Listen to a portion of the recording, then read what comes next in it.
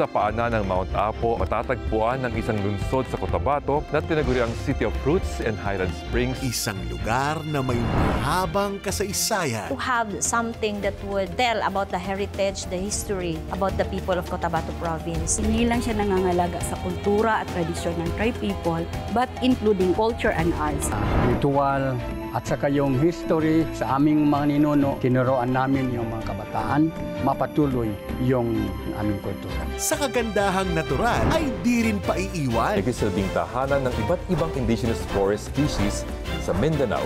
Aktibong napapangalagaan ng kalikasan, kasama na rito ang mga flagship species tulad ng Apo Mayna. Pag nandyan pa siya, ibig sabihin intact pa yung forest. Kinabawan, you are the one. Pinagpala ng kalikasan, kasaysayan at kultura. Ito ang wow sa Kadapawan.